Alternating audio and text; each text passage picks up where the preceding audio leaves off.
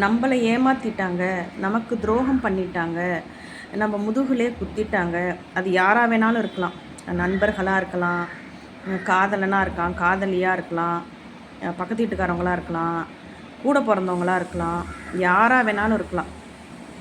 அந்த மாதிரி இருக்கும்போது நம்ம நம்பினவங்க நமக்கு துரோகம் பண்ணிட்டாங்க, நமக்கு அகெயின்ஸ்டாக நடந்துக்கிட்டாங்க, நமக்கு முதுகுலே நம்ம நம்பினவங்க நம்ம முதுகுலே குத்திட்டாங்க அப்படின்னாக்கா, நான் என்ன பண்ணுவேன் அப்படின்னாக்கா, உனக்கு தெரிஞ்சது அவ்வளோதான். நீ நேர்மையாக இல்லை. நான் எந்தளவுக்கு நான் நேர்மையாக இருந்தனோ அந்த நேர்மை உன்கிட்ட இல்லை அப்படிங்கிறத நான் தெரிஞ்சுக்கிட்டு, நான் என்ன யோசிப்பேன் அப்படின்னாக்கா, நமக்கு எப்படி துரோகம் பண்ணுறதுக்கு மனசு வந்துச்சு அவங்களுக்கு, ஓகே, அவங்களுக்கு எனக்கு துரோகம் பண்ணணுங்கிற மனசு வந்துருச்சு இல்லையா, ஓகே, அதோடு அவங்கள விலக்கி வச்சிருவேன். நான் விலக்கி வச்சுட்டு அவங்க செத்துட்டாங்க அப்படி தான் நான் நினச்சிக்குவேன். ஏன்னா எப்போ எனக்கு கெடுதல் நீ நினச்சியோ அப்போவே நீ செத்துட்ட அப்படின்னு சொல்லிட்டு நம்ம விலகி வர்றது தான் நல்லது. நான் அப்படி தான் நினப்பேன்.